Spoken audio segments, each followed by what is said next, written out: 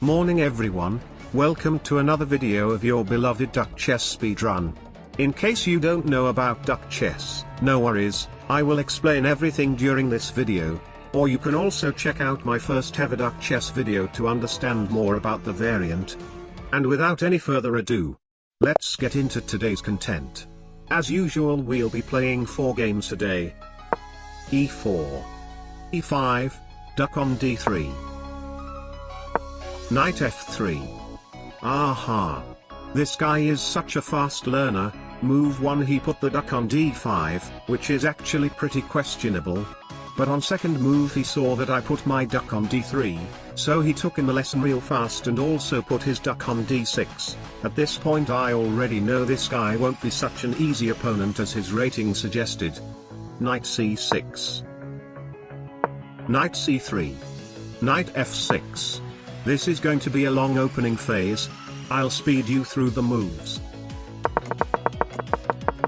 And as I suspected, this guy played an extremely conservative opening phase. It's actually so careful that none of us made any attacking moves. Until Bishop A3. Bishop A6. It is 10 moves into the game, and we are still having a very symmetrical position. I really hope he can make the first move, because I seriously don't have any plans on how to make any progress whatsoever. Thank you. Queen takes E7, and we'll not trade the other bishop. Finally, some imbalances. Queen B1. That blunders a pawn. Bishop takes E2. This tactic is called overloaded, taking advantage of his knight having to defend both his bishop and his e-pawn. A very useful tactic, even at a very high low. Knight D5. Okay then, that just blunders a bishop. Knight takes D5. He takes D5. He wants to trade knights, but of course there is no need to do that. My bishop can always chooses to take his rook instead in case his knight somehow manages to get away. Never mind. First game is a win. Second game, let's go. A beginner and I get the white pieces. I guess it's just another free win then. E4, duck on E5. D6.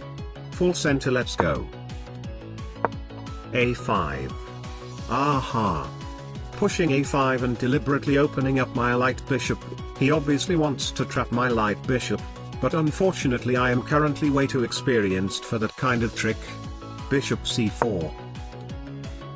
D5. Free pawn. I should have put the duck on D7 instead, but it's fine anyway.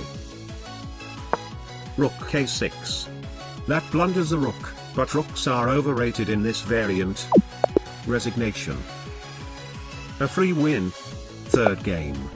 We get 100 rated American, who has played over 100 games of chess over an entire year, and somehow is still staying at the 100 rated elo. Very relatable. E4. Knight C6. Duck on D3. Knight F3. Okay, no offense, but since this guy is a 100 rated, I guess this is such an amazing chance to try out. The Rosen tactic. Disclaimer, please don't play like this in your own duck chess games. There are many ways for this to go very wrong. Unless you are very confident that you can still manage your position even if things do not work out. He takes D5, and he blocks my queen from recapturing. Here it comes. Knight B4, duck on D3. The idea is very simple. Since both my knight and my queen are attacking his pawn, I'm predicting that he's gonna go C4 defending his pawn, or just a simple C3 attacking my knight, and then we can go Knight D3 duck on E2. A smothered checkmate in one. Didn't work. Well, but I get the pawn back. Experienced players would have just gone Knight C3 defending the pawn because the queen doesn't actually attack anything from such a distance, and then our knight on B4 would have been in a very bad spot.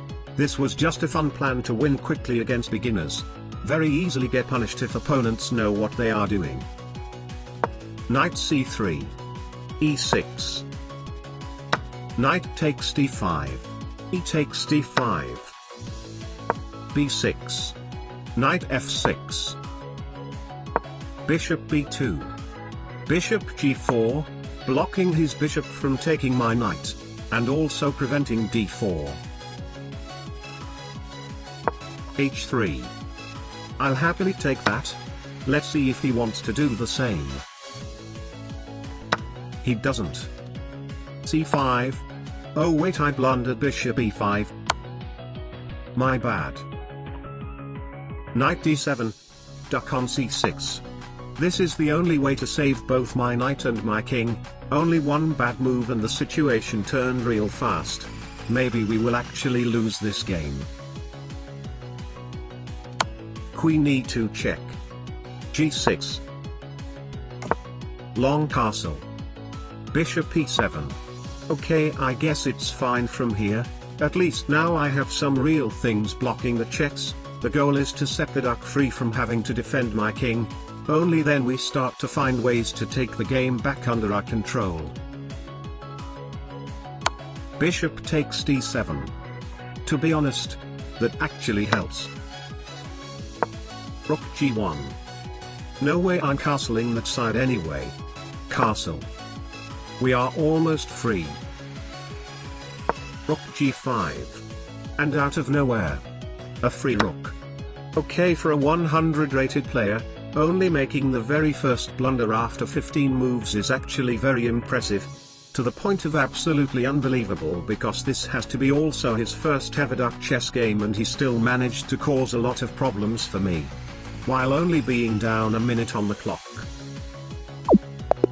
Resignation. Let's not think too much about his ratings. Last game, let's go. e4 e5 knight f3 knight c6 knight c3 d6.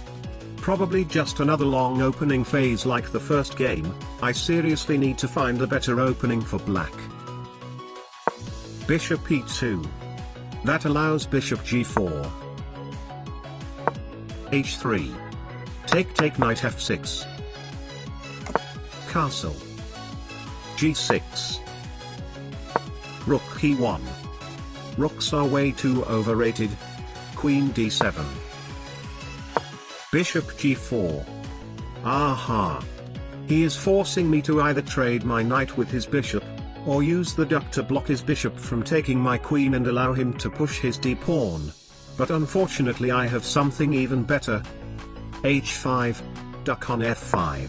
Still using the duck to block his bishop, but also not allowing him to push his d-pawn. Absolutely killing two mountains with one bird.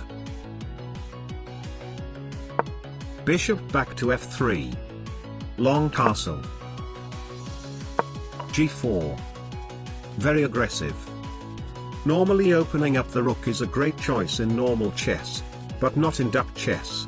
Knight d4 instead. I'll take the pawn after he has moved his bishop back. Or I can just take the bishop. I guess that also works. Now I take the pawn. Resignation. 4 wins out of 4. Duck chess speedrun, 3300% win rate.